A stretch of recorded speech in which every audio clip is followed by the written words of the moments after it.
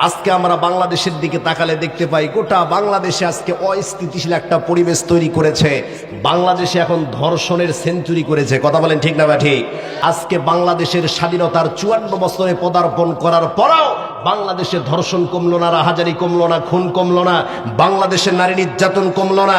এই বাংলাদেশে যদি কোরআনের বিধান প্রতিষ্ঠিত থাকতো, এই পার্লামেন্টে যদি কোরআন দিয়ে পার্লামেন্ট চালানো হতো, তাহলে বাংলাদেশে 54 বছর লাগতো না ধর্ষণ কমাতে, 54 বছর লাগতো না নারী নির্যাতন কমাতে, 54 বছর লাগতো না ইফটিজিং কমাতে। যদি কোরআনের বিধান প্রতিষ্ঠা থাকতো, 54 মিনিটে সারা বাংলাদেশে ধর্ষণ বন্ধ হতো। কথা বলেন ঠিক না ঠিক? আমার ভাইয়েরা, সেই কোরআন থেকে কথা বলবো, রাজি আছেন তো আপনারা? সম্মানিত উপস্থিতিরা আমার, রাত অনেক গভীর হয়েছে, বেশিক্ষণ আলোচনা আমি আপনাদের সামনে করব না, অল্প সময় আলোচনা হবে।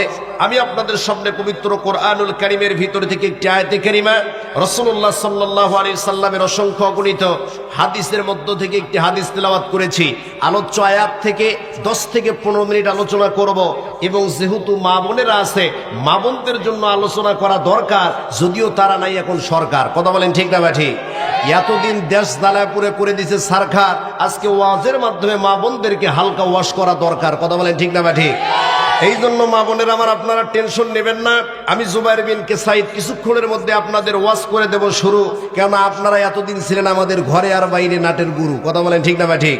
প্রাণের ভাইরা আমার, মা বোনদের জন্য আলোচনা হবে 10 মিনিট এবং আমার আলোচ্য আয়াতে কারিমা থেকে আলোচনা হবে 10 থেকে 15 মিনিট। এই 10 থেকে 15 মিনিট 25 মিনিট, এই 25 মিনিট আলোচনা হবে। আপনারা থাকবেন তো ইনশাল্লাহ? একটু জোরে বলেন তো, থাকবেন তো ইনশাল্লাহ? প্রাণের ভাইরা আমার, তার আগে আমি বলতে চাই, আজকের এই মাহফিলে আসতে পেরে বসতে পেরে আপনারা খুশি না বেজা? একটু জোরে বলেন তো, জোর দিয়ে বলেন তো, খুশি না বেজা?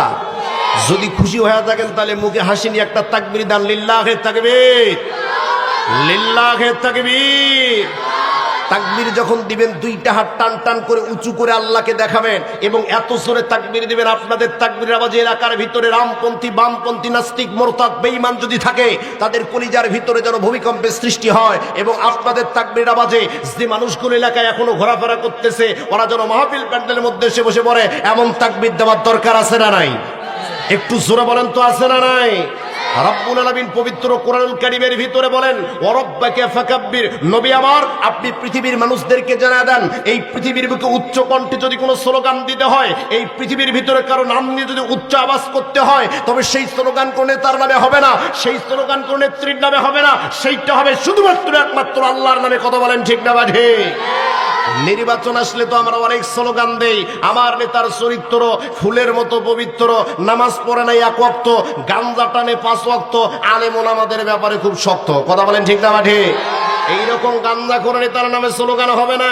রব্বুল আলামিন বলছেন, নবী আমার, আপনি পৃথিবীর মানুষদেরকে জানা যান, এই পৃথিবীতে যদি স্লোগান দিতে হয় তাহলে একজনের নামে দিতে হবে, তিনি কে?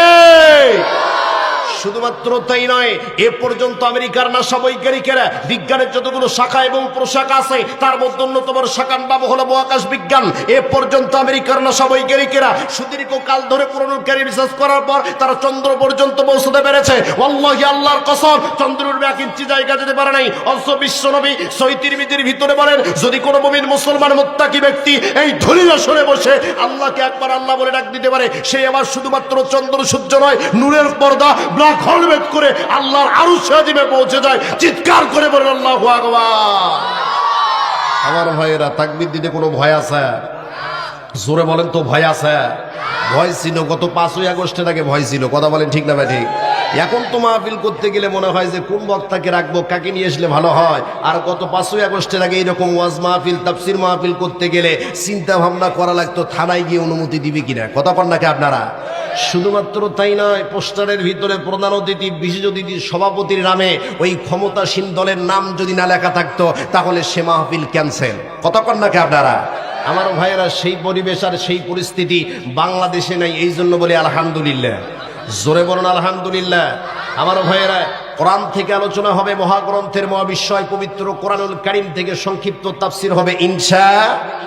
কিন্তু যদি আজকে আমরা পৃথিবীর মানুষদের দিকে তাকাই, তাহলে গোটা পৃথিবীর মানুষদের দিকে তাকালে দেখতে পাই সারা পৃথিবীতে আজকে মুসলমানরা নির্যাতিত আর নিপীড়িত। কথা বলেন ঠিক না ঠিক? আমি একটা গবেষণা করে দেখলাম গোটা পৃথিবীর মুসলমানদের এই দুর্দিন আর দুর্দশার পিছনে সবচাইতে বড় কারণ হচ্ছে আমরা মুসলমান আজকে আল্লাহর কোরআন থেকে দূরে সরে গেছি। কথা বলেন ঠিক না ঠিক? এই কোরআন থেকে দূরে সরে যাওয়ার কারণে সারা পৃথিবীতে আজকে মুসলমানরা নির্যাতিত, নিপীড়িত, নিগৃহীত, লাঞ্ছিত, পদদলিত, অপমানিত। কথা বলেন ঠিক না ঠিক?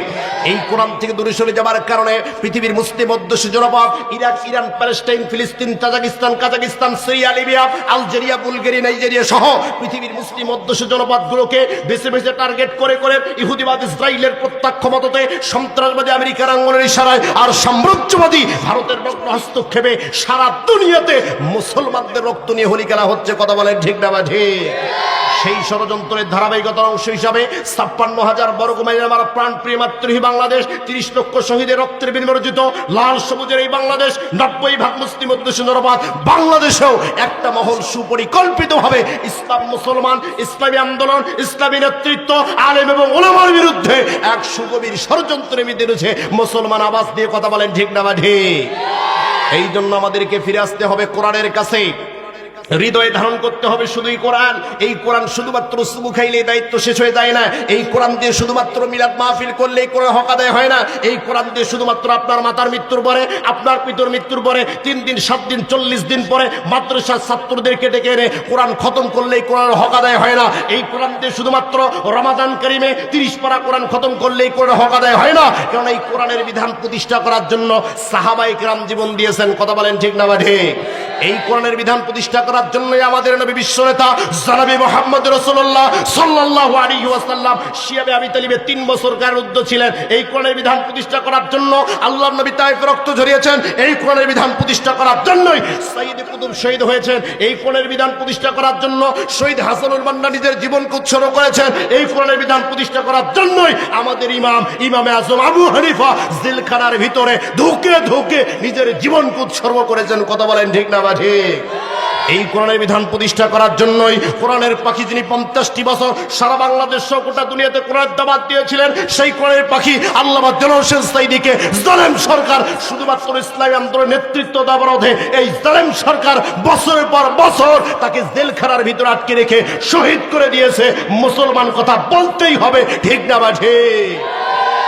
আমার ভাইয়েরা, এই জন্য কোরআনের বিধান প্রতিষ্ঠার জন্য, ইসলামের জন্য, আল্লাহর জন্য, আল্লাহর কোরআনের জন্য, আল্লাহর নবীর জন্য যদি আজ আমাদের ময়দানের আকাশে রাজপথে নামতে হয়, নারে তাকবীরের স্লোগানে বাংলার আকাশ বাতাস পুরো কম্পিত করে কারা কারা ময়দানে নামতে রাজি আছেন 2 হাত তুলে আল্লাহকে দেখায়া দেয়। নারে তাকবীর, লিল্লাহি তাকবীর।